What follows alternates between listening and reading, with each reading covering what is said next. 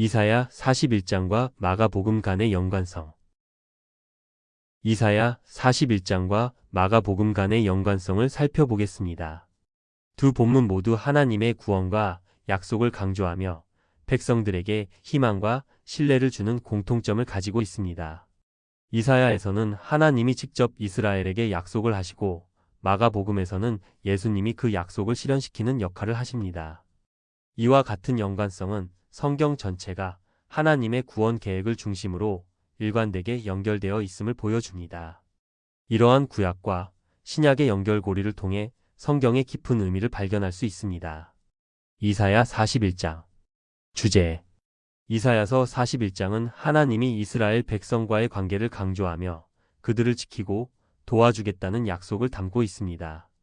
또한 하나님은 그들의 두려움을 없애고 그들에게 힘과 용기를 주겠다고 선언합니다. 주요 내용. 하나님은 이스라엘을 선택하신 이유와 그들이 두려워하지 않아야 할 이유를 설명합니다. 하나님은 자신이 이스라엘의 구원자임을 강조하며 이방 민족과의 대조를 통해 그들의 신뢰를 강화합니다. 두려워하지 말라는 메시지가 여러 번 반복되며 하나님의 임재와 도움을 강조합니다. 마가복음 주제. 마가복음은 예수 그리스도의 생애와 사역을 기록한 복음서로 예수님의 기적과 가르침을 중심으로 전개됩니다. 예수님은 하나님의 아들로서 인류를 구원하기 위해 오셨습니다. 주요 내용. 예수의 세례, 공생의 시작, 병 고침, 귀신 쫓기, 비유 가르침 등 다양한 사건들이 기록되어 있습니다. 예수님은 자신의 권위와 능력을 통해 하나님의 뜻을 이루어 가십니다. 이사야 41장과 마가복음 간의 연관성. 하나님의 임재와 도움.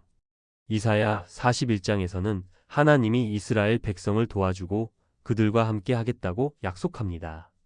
마가복음에서도 예수님은 하나님과의 깊은 관계를 통해 사람들을 돕고 병을 고치며 하나님의 뜻을 이루어 갑니다.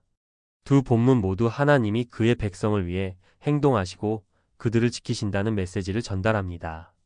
두려움 극복. 이사야 41장에서는 두려워하지 말라는 구절이 반복되며 하나님이 함께 하신다는 확신을 줍니다. 마가복음에서도 예수님은 제자들에게 두려움을 극복하도록 격려하며 안심하라, 내가 여기 있다는 메시지를 전합니다. 두 본문은 두려움을 극복하고 하나님을 신뢰하라는 공통된 메시지를 전달합니다. 하나님의 선택과 사명. 이사야 41장에서는 이스라엘이 하나님의 선택받은 민족임을 강조하며 그들에게 사명을 부여합니다. 마가복음에서도 예수님은 제자들을 선택하여 그들에게 사명을 주고 복음을 전파하도록 합니다. 두 본문은 하나님이 그의 백성을 통해 일하시는 방식을 보여줍니다. 이방 민족과의 대조. 이사야 41장은 이스라엘과 이방 민족을 대조하여 하나님이 이스라엘을 특별히 선택하셨음을 강조합니다.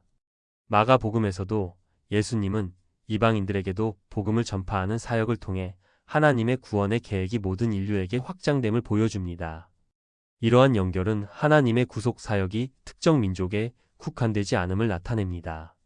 결론.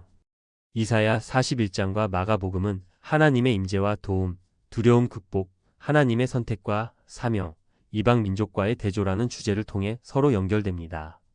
이사야에서의 하나님의 약속이 마가복음에서 예수 그리스도를 통해 성취되는 과정을 통해 우리는 하나님이 어떻게 그의 백성을 인도하시고 구원하시는지를 깊이 이해할 수 있습니다.